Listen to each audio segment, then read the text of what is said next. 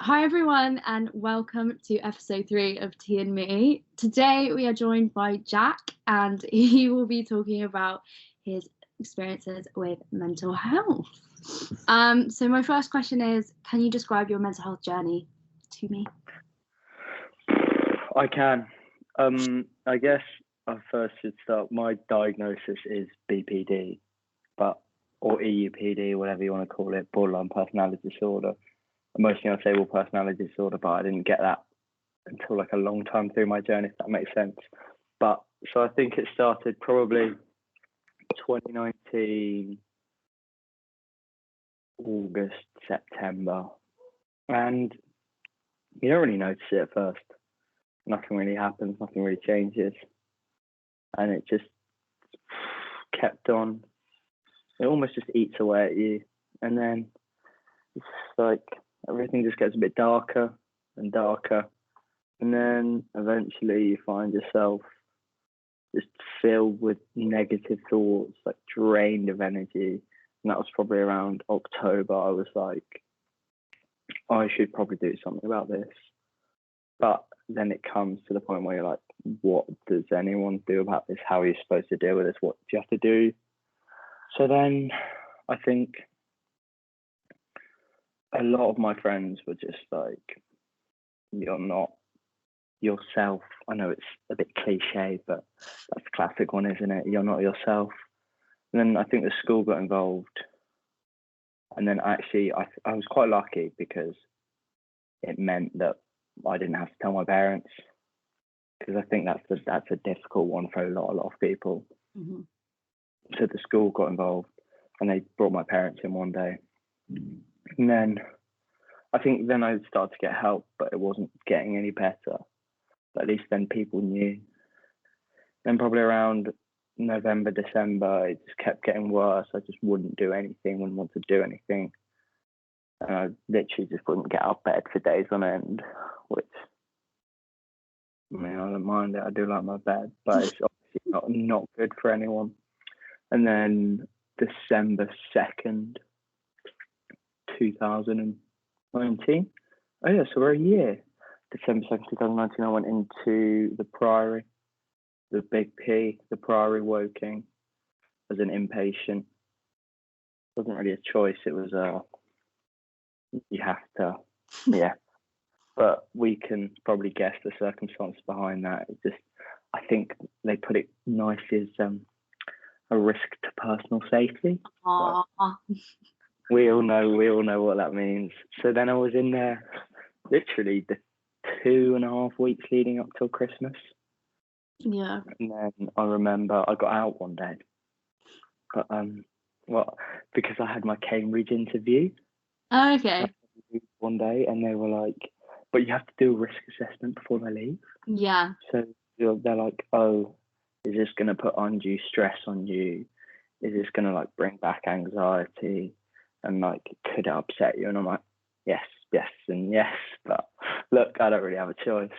So that was kind of a weird moment, because I've just been in this place for like 2.5 weeks, and then you're just like, oh, Yeah. what are you going to do? Yeah. Like, probably one of the most important things in your life. Mm.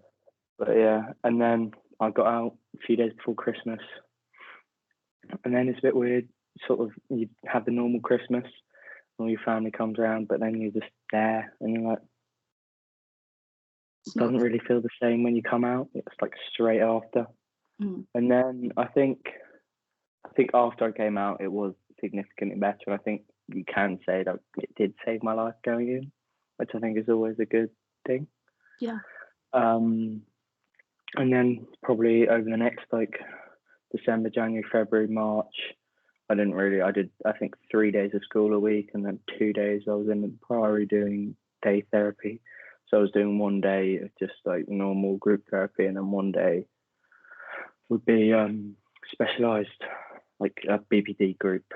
And then that all kind of stopped like really suddenly mid-March with the old global pandemic, which was a bit weird. But I think actually, I don't know why, but I managed quite well in the pandemic. I think just because there is no stress on you to do anything. There's no pressure from anyone, and it's sunny, it's summer, you can go outside. And I think, yeah, and then since then, yeah, we're over a year since my diagnosis and my inpatient stay, and we're still here.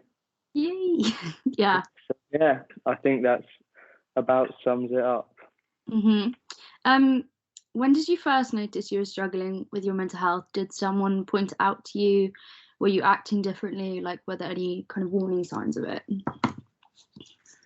I think one of the things is it's really hard to notice change within yourself, because for you just like, it's day by day, and it just like gradually goes like this, and I didn't really notice anything. I feel like this is a lot of people I met actually have this, but the thing for me was I noticed is I was just moving and like doing everything really slowly, and I think that's a big thing. That's what everyone says with like depression. You just like walk slowly, you just sort of like drift around. That's what I was doing. I just started walking slowly. My friend was like, "What are you doing?" And we're on our way to Sainsbury's, and I'm like, "Can't keep up." And then I think it just got worse and worse, and they could tell I would just go like a whole day of school and just like not say a word to anyone. I think like if that happens like one day in a month, people are like, yeah, everyone's allowed a bad day.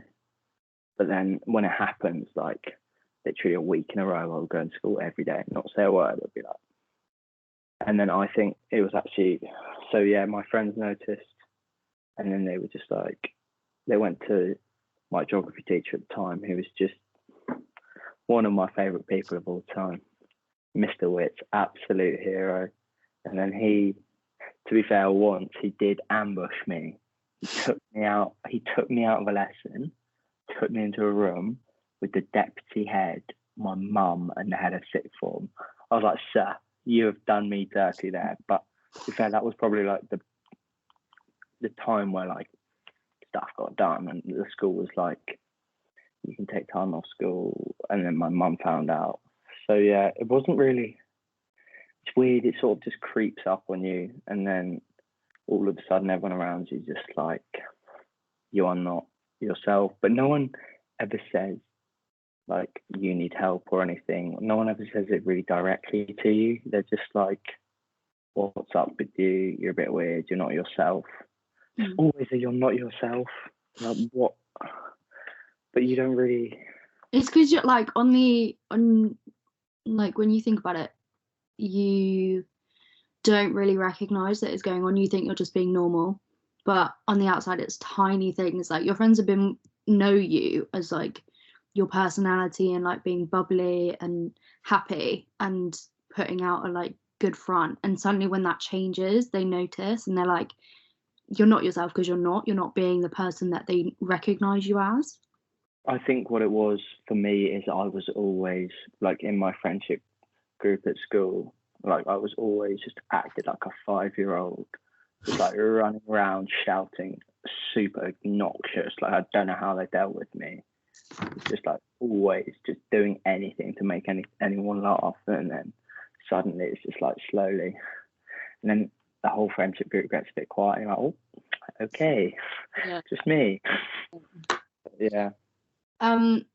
So obviously you didn't tell someone, but how did you get the courage to speak out about it and actually face what you're going through, and how did that first initial conversation kind of start? It was actually someone that I'm not really close to anymore, but at the time I was really close to. And to be honest, I never really had to get the courage for anything, because I know it sounds bad, but he really forced the conversation down my throat. And he was really wise. Like he's a really wise person, and he's always understood a lot. And he doesn't really go along with everyone else, and he always steps back and just looks at people. And I think he is quite religious, and I think it's part of his religion. But he was the one who sort of came to me. It was actually my birthday, and I wouldn't speak to anyone. I hate birthdays. Worst day of the year. I hate birthdays. Do you know, the only day that might be as bad as birthdays is Christmas. Just underwhelming. it was my birthday, and he was just like, "It's your birthday. What are you playing at?" And he was just like, "I'm going to talk to Mr. Witz. Like, you're not okay, and I can see you're not okay. Do you want to talk about it? Do you know what it is?" But I think the thing is, when it sounds weird, but it's really difficult to go, "I need help," because you always think, "I need to validate this. I'm just being over dramatic." It's hard to be the one that's like, "No, I'm going to be the one that goes get help." But when someone else is like, "You should go get help," everything becomes so much easier because they're validating it for you, and it's them seeing something, and it's not just in your head. Yeah, like completely. The first time that I kind of actually recognized that I needed help was when I was in the hospital, and the nurse was like, "You need to see someone," and I was like, "Oh shit! Oh yeah." It took me a while there, didn't it? Yeah, probably. You're right. Yeah, like it's so hard to recognize it because you just like you go along with your thoughts and like it's in your head, and kind of you don't realize people can see it until someone until someone says like, "This is what's going on." You're like, "Yeah, fair." Completely. How did your journey impact friendships, family relationships, and what was it like during when you were at school?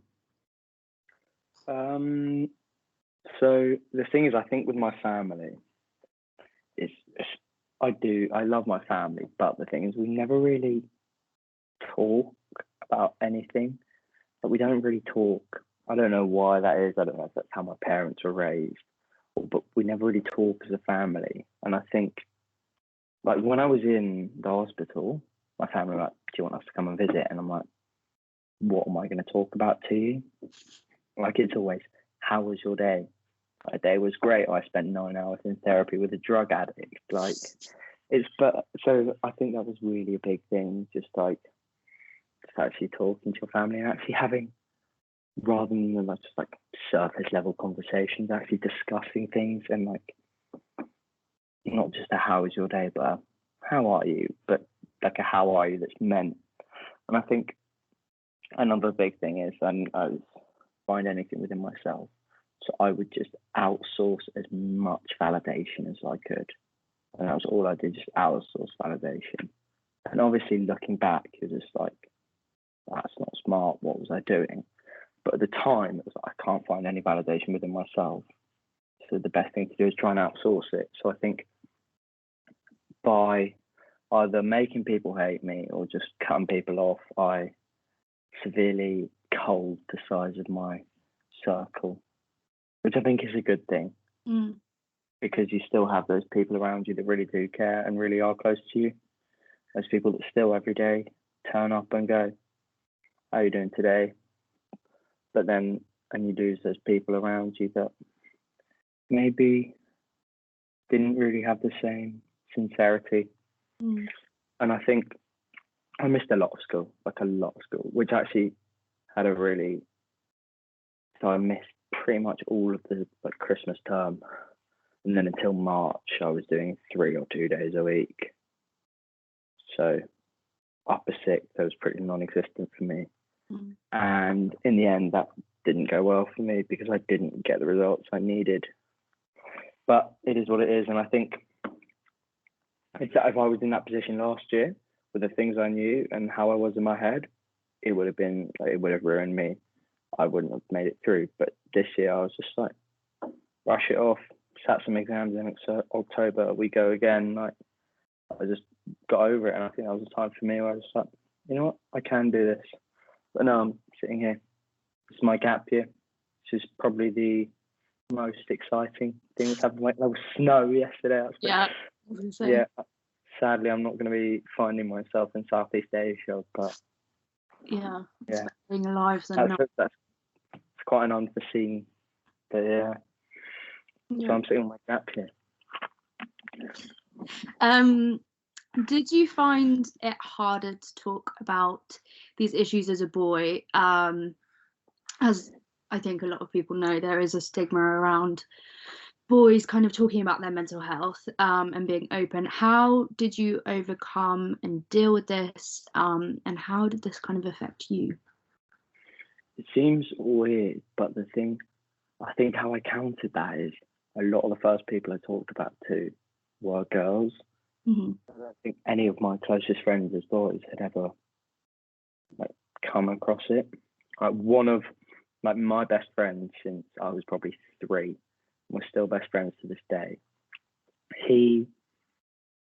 It's called James Furness. I love the boy, but he didn't know. I didn't tell him anything because I'm like, what am I supposed to say to this boy?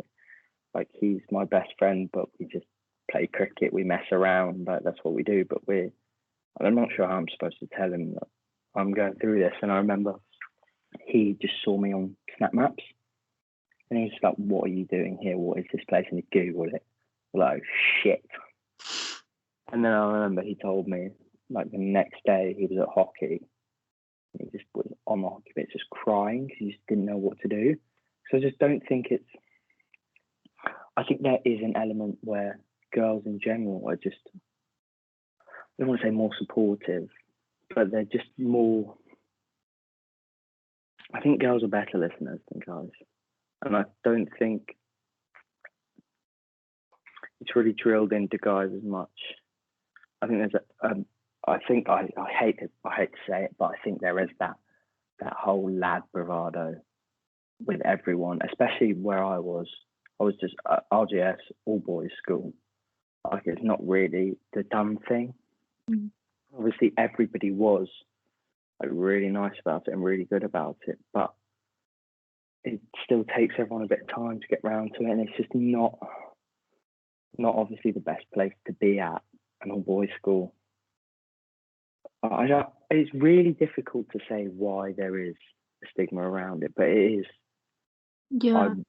I would still much prefer talking to a girl about it than talking just like to a boy. I'd much rather say to a girl I've never met, look, I've struggled with mental health, than just a random little boy I've never met. I don't know why. I don't know whether it's just the nature of the gender, but I think there's a lot in like media where this kind of stems from, like when you think about eating disorders or people with depression and stuff in media, it's girls that are portrayed as this. Like, you don't see many films, well, until recently, that had boys who were suffering, and I think that's just like nature. That's the way we know it. And I think another thing, like you said, is it's not just girls that are like portrayed in this. It's actually girls. It's a lot. It's girls that are pushing this mental health stuff out there. You don't really see guys doing it anywhere near as much, and you'll never understand why. Like, I'm not a psychologist, but it's just the way it is. And I think because where I was in the Priory, actually, there was probably a lot more men, and I think that is a general trend. That it just in mental health in general, other than eating disorders, where it is a very female, but pretty much depression is there's a lot more men, and I don't know why, but it's just the way it is, because I think there is that they have to deal with it because they feel like, especially there's a lot of older men in it that are just like, they still have that stiff British upper lip attitude where they just doesn't faze them and don't say anything to anyone, and it just eats them away inside. With BPD, it's a topic that you don't really hear about, like it's not really talked about, with kind of a lot of, like, not really a lot of help around. How did kind of knowing this and knowing your diagnosis help or impact your recovery? Did it make it harder? Kind of how did you overcome there not being much about it around? When I went into like just getting a lot of help and stuff, it was all, I didn't really have a diagnosis. It was just sort of the classic depression, anxiety. I didn't really get my BPD until after I left my inpatient stay. But then straight after that, I went into a BPD group, and I forget what it's called, but there's a type of therapy, and it is the therapy for BPD people, and it was made probably in the 80s, and it is still the book on therapy. So I went to a specific group for BPD. So I think also what the thing is with BPD, it's actually quite a wide open category, as like it's not narrow, because within BPD it's like depression and anxiety all come over like symptoms of BPD. Like it's a big category. But I think the thing is, and it also there's a lot of confusion around, because everyone's like, I'm like, oh, it's BPD, like borderline personality disorder, and like bipolar disorder. There's a lot of confusion, and you don't really hear it that much. And I think the thing is, for me, it was getting in a group with people who have also been diagnosed with BPD, and it's just you can see a lot of yourself in them almost, and it also makes. I think the thing is with a diagnosis, sometimes it's just a label. A diagnosis helps when you can see eye to eye with it, and you can see a lot of yourself in the diagnosis, and it helps you in sort of what is the general categories of what is given in what this is. If you see a lot of yourself in it, it helps you understand a lot more why you're like this, than rather just being like, this is me, and having nothing to. Yeah, exactly. I found it easier. I find it when I was in an inpatient, I've like group therapy was one of like the best things, is just talking about and relating to other people, knowing that you're actually not alone, you're not going mad in your own brain, like what you're thinking is okay, because you're not going through it alone. And I think Wisby said this last week. She said talking to people that kind of went through the same thing as her also helped her, because that's a big thing.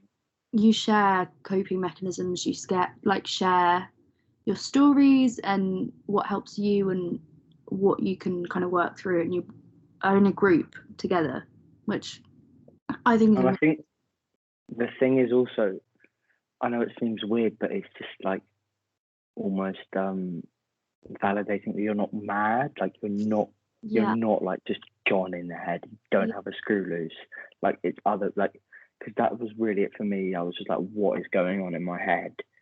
But when you're other people are just like, yeah, it's going on in my head too, you're like, okay, I'm not. What kind of stigmas did you deal with most commonly, and what advice would you give to someone who may be facing these kind of stigmas? I think one of them is a big one at the moment, which is actually quite bad, is going around, is that just like mental health is just a bit of a fad at the moment, and it's this big like, oh, just like saying you're depressed on the internet, but it's actually a real thing, and it is invisible. And I know this is again cliche, but it is invisible, but it is a real thing. It's a real disease. It like ruins people's lives and like stops people's lives. And it's not just a fad. Like, it's not cool. Like I for one wish I wasn't, like, didn't have a massive battle with mental health. Yeah. Like I don't say it to be cool. Like, no.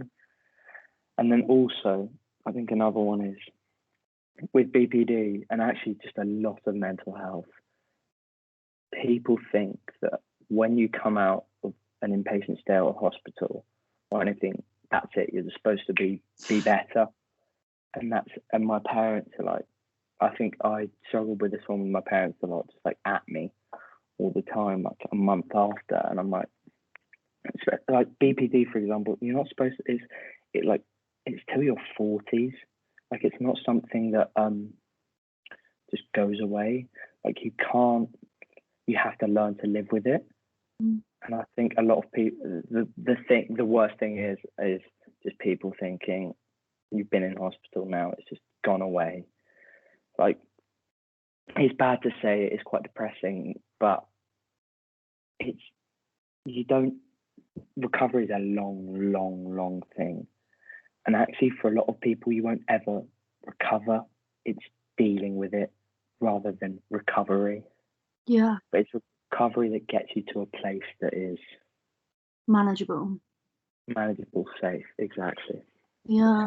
I completely agree. For me, when I first came out of an inpatient, I came out in 2018, 2019. I can't remember. How long were you in there for? Just over a month and a bit. And then that October, after I'd come out, we were living in Shanghai at the time. I went home for Easter, I came back, and then in the October, I was in like another hospital because like Relapse or yeah. And that's the thing, like recovery takes so long. Like I've just passed a year of being self-harm free. Like in that I'm so happy for you. Well done. Thank you. That like it takes such a long time, and it's kind of, you have to accept that you will have ups and downs, but you're nowhere near the person that you were at the beginning. Like you think, oh my god, I'm back to step one, but actually you never go back there. Yeah. And you've just taken one step back, but you're still ahead. Like it's just kind of rationalizing that you will go through bad days, but if you can manage it, you can kind of manage anything. I think it's learning that, like you said, you never go back to where you were. You always learn things, and I think that's the big thing.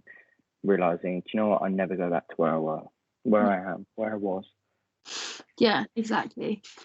Kind of when being your worst in hospitals and stuff, what gave you the motivation to get better, and how was there a specific moment, and how did this happen for you?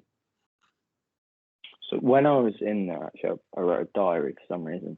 I don't know. I know it's a bit cushy, but I did write a diary, and actually, it's a literary masterpiece.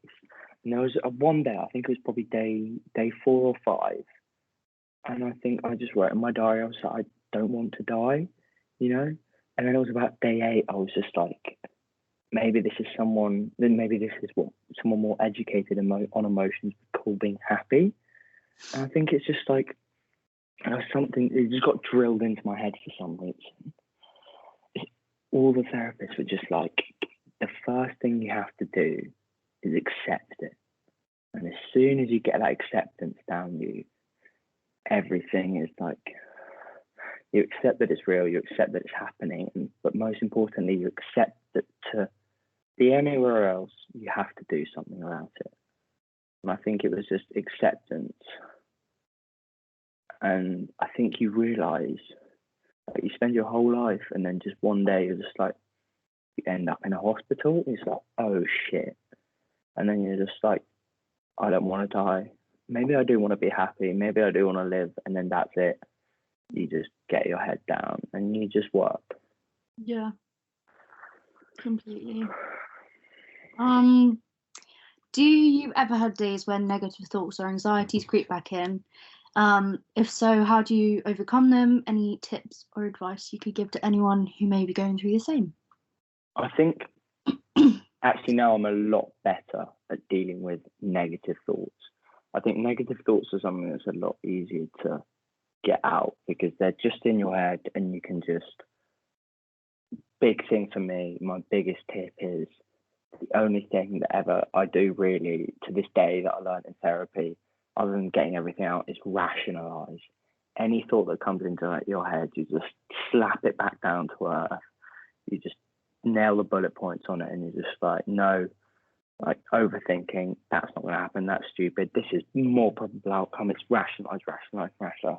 So the negative thoughts I find a lot easier to deal with. Just every time one comes in your head, you just clock it, you notice it, and then I just rationalize it.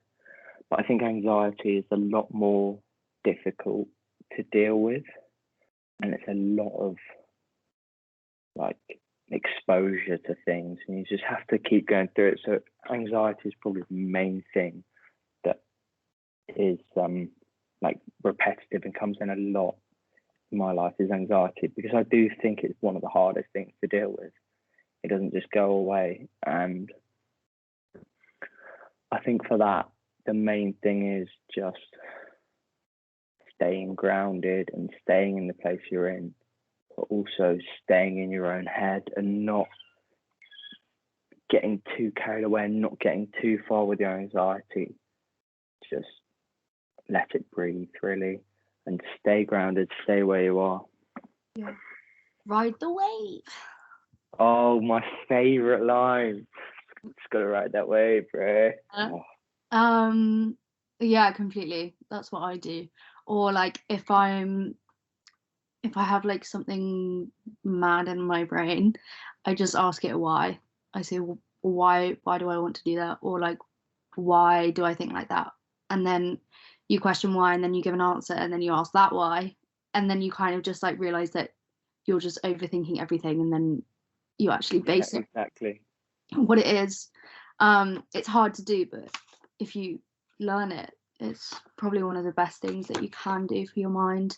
And that's just like rationalizing for me. It's just like literally, questioning it, being like, that is just stupid. Like, get your head back in, out of the clouds. Like, and even sometimes, like, if it doesn't work, just staying in the present and don't think about the future and what could happen. Just think, okay, I feel like this, so I'm gonna watch 20 minutes of this show, and I'm gonna sit here and watch the whole 20 minutes and not do anything. And after that time, it should quieten it. I think, just like I said before, I was talking about acceptance, but actually learning to just sit with them. Like, sometimes they won't go away. Sometimes you can't do anything about just thoughts, anxiety, and you just, sometimes the only choice is to just sit with it, stick it out. And I think learning to sit with things that maybe necessarily don't sit well with us and don't make us feel good, but learning to stick them out is really helpful, because just sometimes you can't escape everything. Yeah, true. What is one thing you wished you knew or wished someone told you when you were struggling?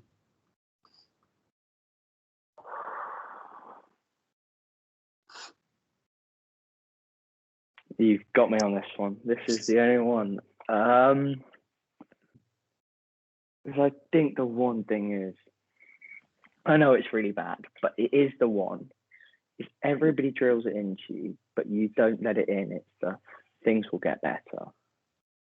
And you just ignore it. It's like, oh yeah, cool. Read that one online, did you? But it's just, and I know it's, but it is, things do. And I know a lot of the time it doesn't look like it, but things do get better. And I think another thing is that you can't be mad at yourself for what's happened. Like, you didn't get a choice. And for sure, where you are now, in like 6 months, a year time, you're not going to be there anymore. And I think it's important also is the big thing. I think my answer to this question would be, if you don't want to get better, you're never going to get better. There has to be a time where you go, do you know what? I am going to get better, and start working at it. If you're just like, oh, I'm fine, it's never going to change. I think once you get better, and you will. Completely. Like, for me, it was when I was in the inpatient, I think I was getting better for everyone else because they wanted to see me happy. So exactly. It worked to an extent that I learned all these tools, but I was using them to make sure everyone else around me was like okay, and to make sure that no one was worrying about me, when really I kind of started getting better when my therapist told me, she was like, so when are you going to start getting yourself better instead of looking after everyone else? And I was like, okay, here we go. I think that's one of the most important things. And finally, I always like to think that there can be positives out of a negative situation. What is the most important thing that you've learned from your experience? I think one thing everyone used to, so the people when I was in the Priory or inpatient, people used to say to me, like these 50, 60-year-old men, they used to say to me, do you know what? It's good that you're going through this now when you're 18 and you can deal with it now. You can learn to deal with it properly now, and you can actually not live the rest of your life being like just having something hanging over you when actually you've already dealt with it early on. And also, I think, I don't want to be pretentious, but I think I became like a lot wiser and a lot more self-aware, a lot quicker than a lot of people do. Yeah. And I think actually that's a really good thing looking back at it now. And it seems weird, but like where I am now, I'm not in like the best place, but I'm in a good place, and I'm glad I'm here, you know? Yeah.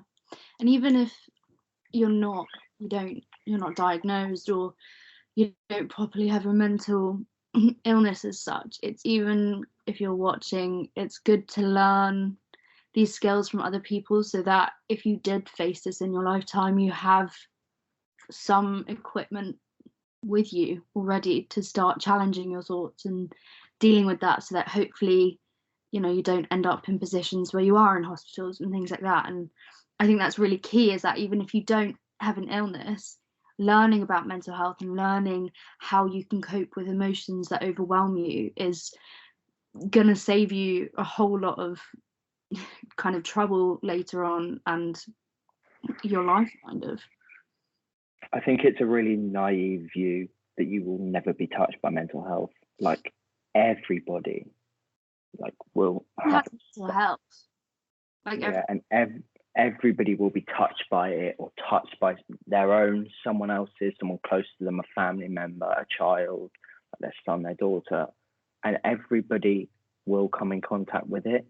And I think genuinely, not just in mental health, but in life, the more you can become educated on things, especially like this, the more you know about it, and the more you can be there for someone, but actually be there for someone in the right way, the better it will leave you in life, I guess. Yeah.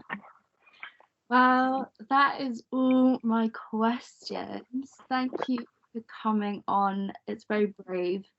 And I'm very proud of where you've come. Thank you. And it's obviously hard to be a boy and speaking about this, so I think you're saving a lot of boys' lives by talking about it and letting them know it's okay, and that you've gone through it. No, don't do that. Thank you very much. It was a pleasure. Thanks for watching, guys. Yeah.